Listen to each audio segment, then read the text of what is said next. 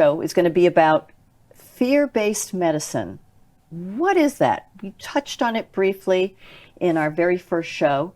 And if you didn't see that, I encourage you to go back and watch it, because it'll prepare you for everything that we're bringing in this second episode. What is fear-based medicine? What is Western? What is Eastern? What is alternative? Why do we have all these choices? Why can't I just have one choice? And why do I keep picking the wrong thing? Why do I pick the wrong exercise? Or why do I pick the wrong food? Or why do I just not know what's going on? And so I go on the internet and I look up all this stuff and I haven't a clue as to what is going on. And why are we just making bad choices? Did I get that right, Miss Marie? All right. So the Western model, or the traditional model of medicine, is governed by the American Medical Association. So you have your doctors, your nurses, your surgeons, your hospital settings, all of that kind of thing, your drug companies, everything that they have a certain, the way they do studies and they peer review their studies and everything else. You get into more alternative medicine, it's much more broad. Okay. So now you can have anything from a naturopath to a doctor who's decided to go more alternative, a nurse practitioner. You can have small adjuncts of a nurse who's even taken her business that way. You could have an acupuncturist. You could have all kinds of different offshoots. Sometimes you just have an energy practitioner. You might have a massage therapist who all of a sudden delves into supplements. You have your chiropractor who decides they're going to go to seminars and delve into treating your illnesses too. So it's so broad, you don't know how to navigate that. Where the other one, you can, my big pet peeve with it, so, and this is an extreme situation, you take a cancer patient, and I help people navigate both systems on what they choose. I don't decide what's right for somebody, that's their choice.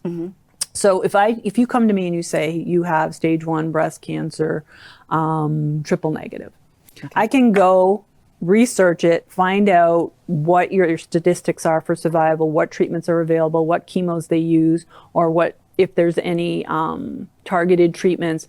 I can find out what your survival rate is. I can also find out the side effects on what's going to damage you or not. The alternative world's much harder. There's no way to do that. So when you're struggling from cancer, and I fought with a bunch of practitioners about it, how is the person supposed to make that educated decision? It's very difficult. Correct. But a lot of times when somebody's going alternative, it's because they fear this one because of all that information.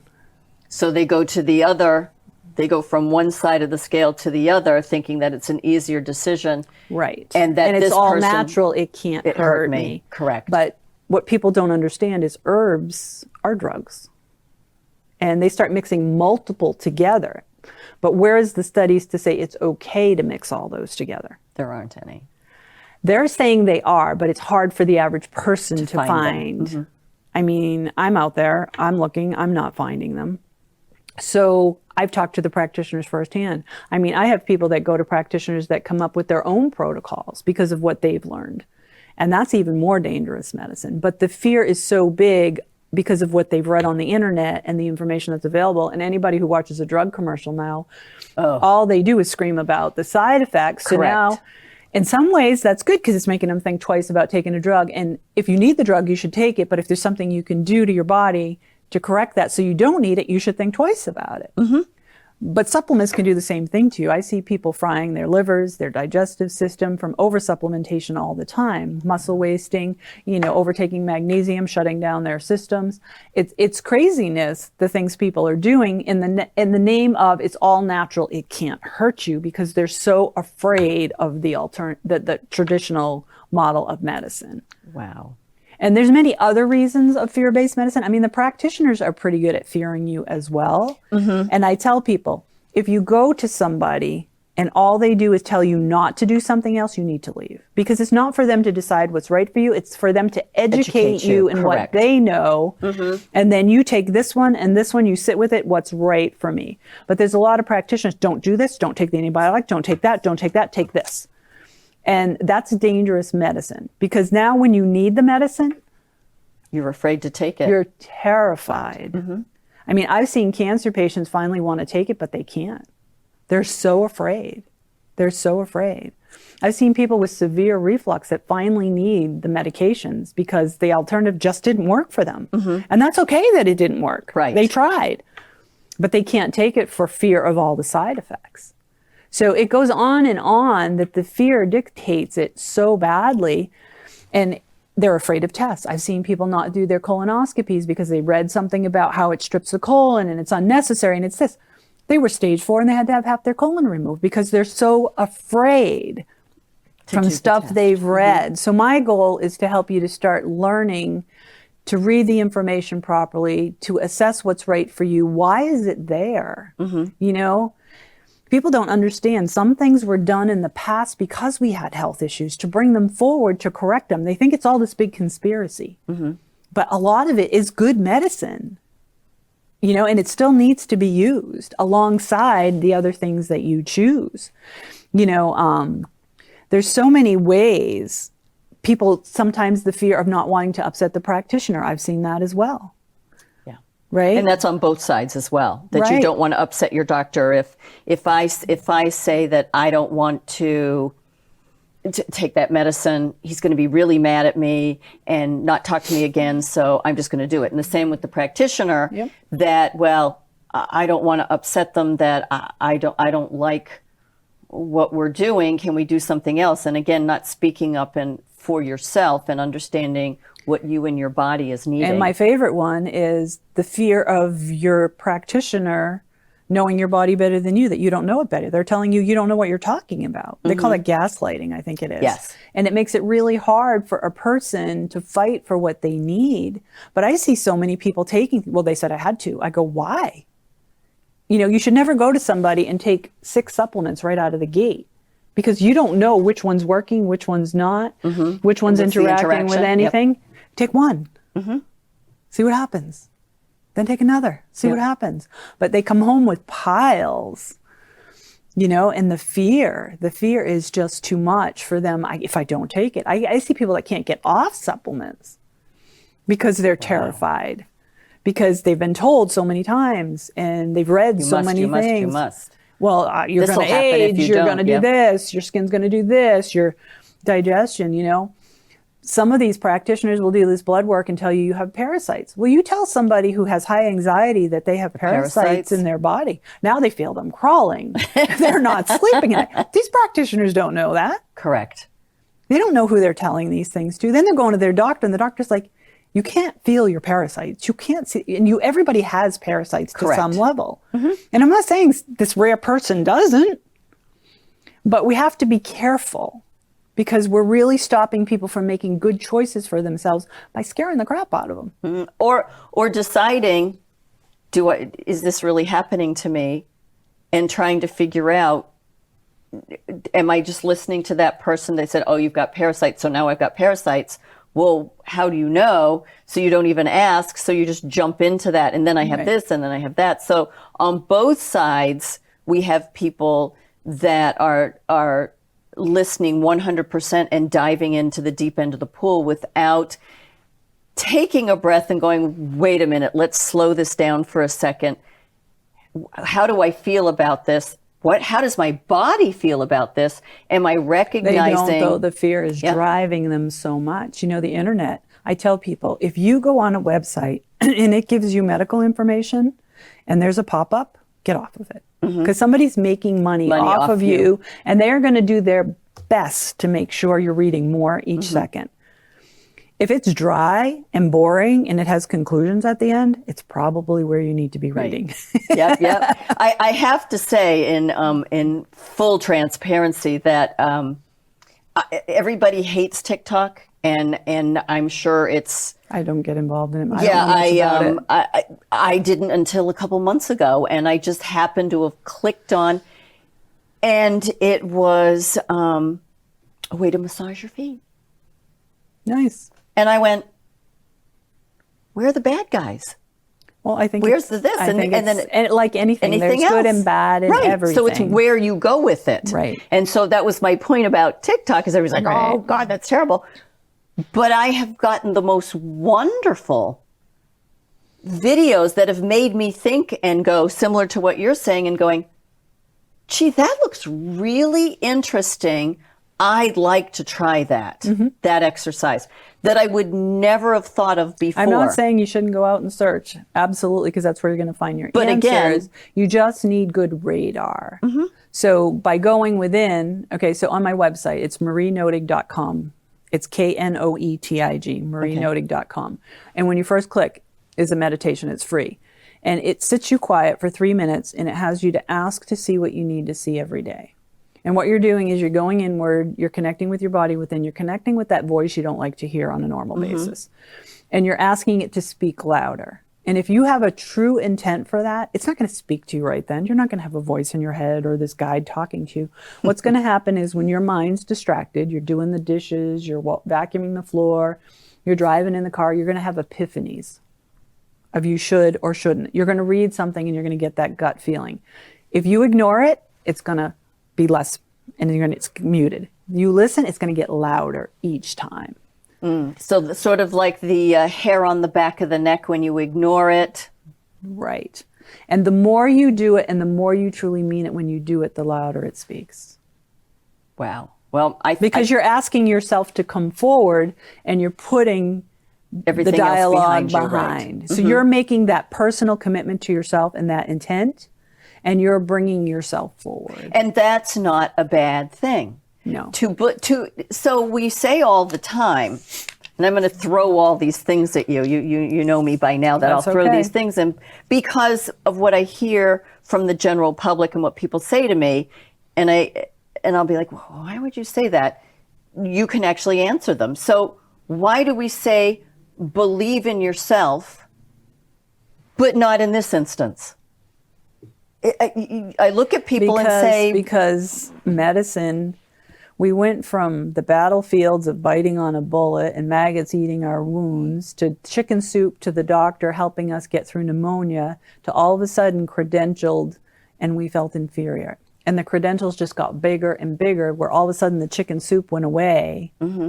And they're trying to bring the chicken soup back, but now we're bringing the chicken soup back in a way that's coming from credentials again in a supplement world that's the same as there's no difference. Drug. There's no difference. The supplement companies make as much as the drug companies do to a point. You know, they're out there promoting their stuff.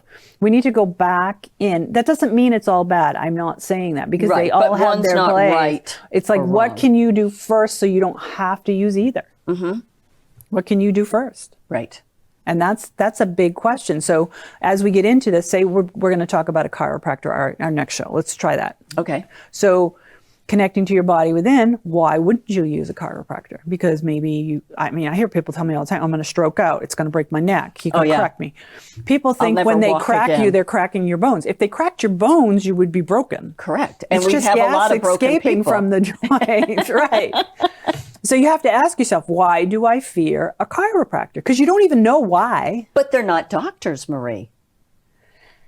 That's the other thing. But you ask yourself, why do I think that? Do you know that? Did you look up what their training was? Did you look at what? We have these beliefs, but we don't even know why, and it stops us from even trying it. Because I could tell you, I wouldn't be sitting here as straight as I am and as healthy as I am without a chiropractor, because I was so crooked with the nerve damage down my right side. So I don't use it anymore because I can do a lot of things myself, and I'm to a point that I can self-adjust now where I couldn't for a long time. You know, but again, with the chiropractor, how do you pick a good one? What makes a good chiropractor? Is he backing it up with the tissue piece? Because you shouldn't just be going for adjustments over and over again, not doing the tissue work, not realigning your body, not strengthening your core, because then you're just going to eventually lock down, because fool me once, shame on you, is what you do to your body over time when you just keep using chiropractic because it's an out. I don't have to take the time. It's the easy way. Right. It should be backed up in a full toolbox that you have for yourself, so you can eventually wean off the chiropractor. Right, and be able to, and go when you need to, as in my son, his back is glass, so the next time that it's But that chiropractor said to him right away, you got to be part of this process. Correct. And that's a good chiropractor when he tells you, you have to be part of this process. Some of them don't. Some of them do. Like I said, there's many types. I've heard of some that adjust everything, even your feet and your hands. Some only adjust the spine. Some only use an activator. Some only do the C1s. Correct. So Which one do you need? Well, that's a good question. You need to go inside and you need to figure out Well, what you need hurts, to know, write it down, and yeah, then you need to know have where a your body's discussion. at for starters. Yeah. You need to know what's wrong. Then you need to know, is it more tissue? Is it more bony structure? Will it help me to do the tissue along with that? But I have to have a stretching and a core stability program with that because I want to age gracefully and start getting my life back. Well, exactly. We want to do everything we wanted to do after raising children.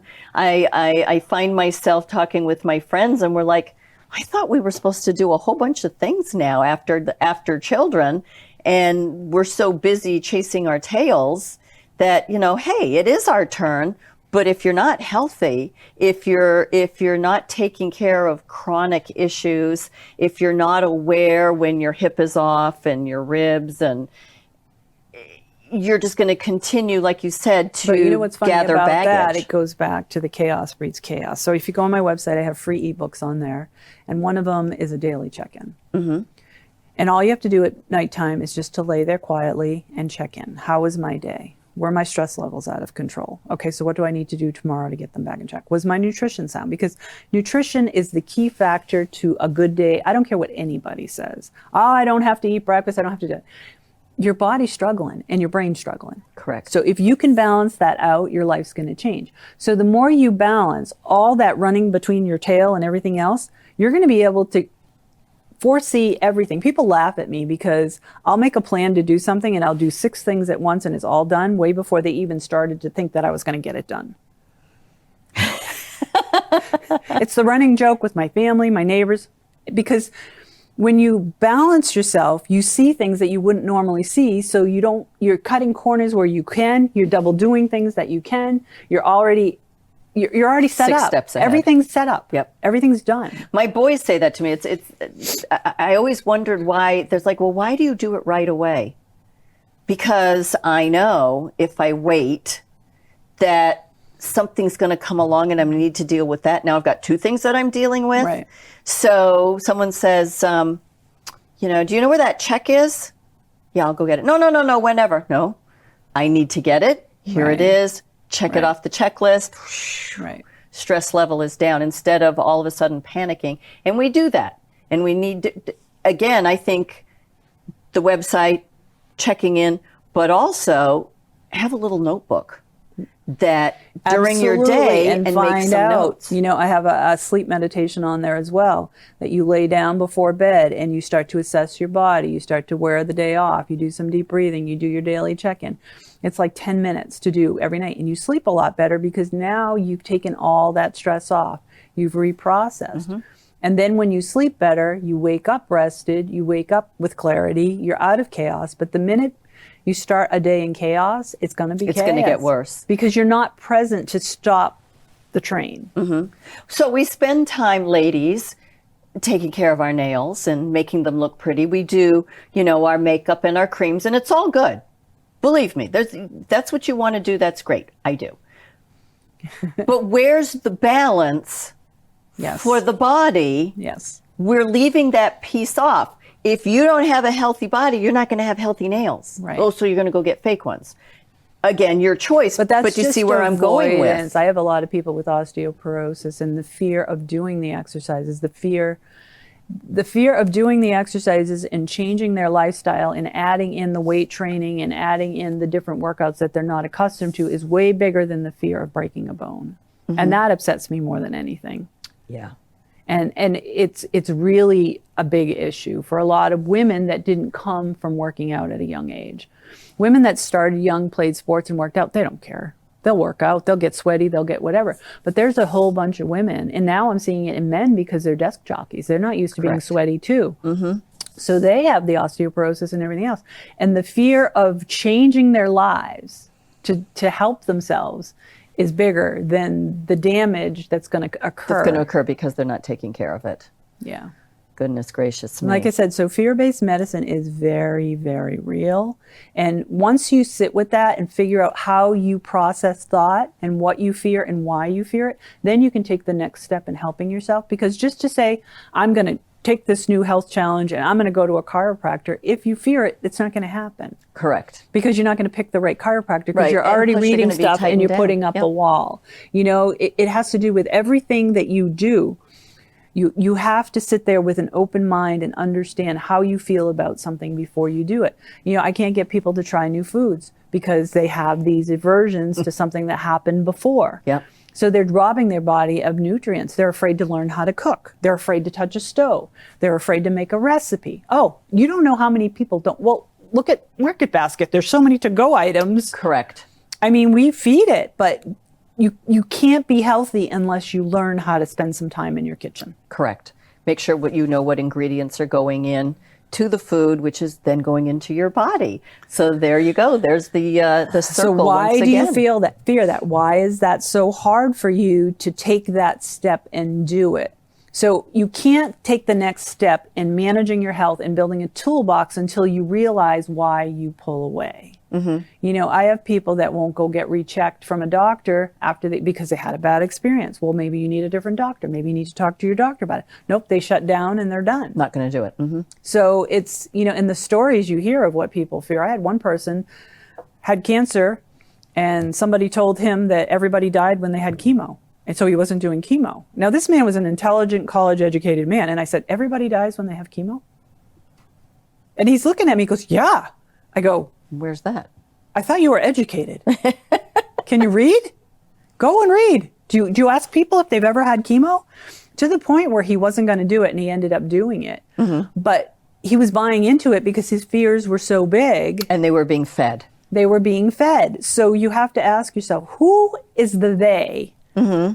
Or the thing that you're letting control your destiny. Correct. Or take your choices away from you. They do which take your if in choices any away other from you. situation, you would never allow Right. someone to take that choice away from you. Right. But yet, here you are, sometimes potentially life or death, healthy or not healthy, and you're letting somebody else make that decision for you?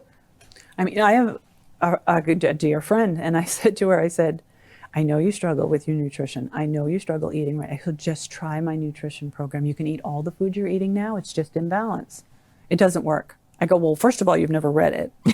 Second of all, you've never tried it. Yeah. And I go, you keep trying these extreme ones where you have to buy all these special foods, make all these special foods, and do all these calorie deprivations. Why don't you just try it?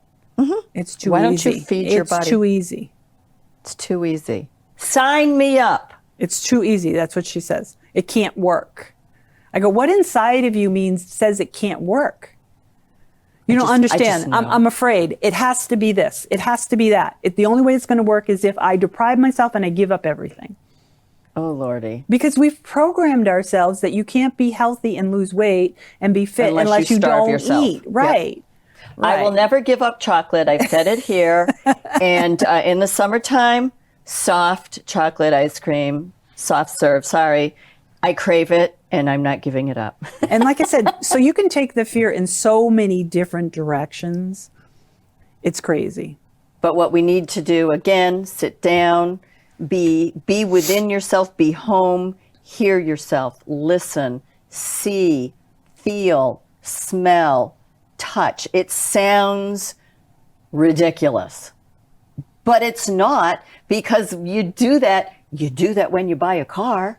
You do that when you decide whether you're going to buy a dress. Why are we not doing it for our bodies, for ourselves? Because without that, we don't have anything. We don't think it has any power because it doesn't come in a package. But yet we do have all the power. And like I said, that meditation on my website, I truly believe that if everybody did it every day and meant it, we would live in a very different world, because it would be really hard to go against that little voice. Correct. And if everybody was doing, and everybody's sort of on the same page, I'm not saying everybody has to believe the same thing, but if everybody is doing it and finding their true self and hearing and listening, right, what a wonderful world this would be, that we're not but we're beating all up each other. puppets to someone else's fear-based Correct. agenda right now, and it's tainting everything that we do, where we can't even hear someone else have a conversation, whether it's medicine, whether it's about sports, no matter what it is. It's driven so much that we aren't making conscious decisions anymore. So the only way to start truly making a conscious decision and find out if you are is to start going back home. Well, here's a thought, everybody. This is my challenge. Turn off the television for 15 to 20 minutes before bed. Do your little routines, brush your teeth and all that stuff that you do, and then lay down. Go on the website, lay down, and do a little assessment. Don't listen to the boob tube, to the television. Listen to you, which is the truth. So that's my challenge. Try that a couple of times this week. Come back at the end of next month, write down everything that happened, and then listen. Come to the show again and see what we have to present. And I think the funny thing too is people will say to me, I listened, but it didn't work out. But you can't do it just once. I know, you can't do it just once, and sometimes that not working out brings you to the next step of what you need. Right. Don't stop because it didn't work. Well, you need to try the next thing. Right. Until you find what works for you, because that's why we're individuals. Right. That's Sometimes why we're you unique. kiss a lot of frogs, but it sends you in the direction that's in front of you. You can't get to something that's not there yet. So your body is going to guide you to what you can get to till you get to the answer. I love it. Well, thank you so much. I hope you enjoyed having both, excuse me, Marie and myself, Jocelyn, and that you join us for the next show and share this with all your friends and join us next time. We'd love to see you.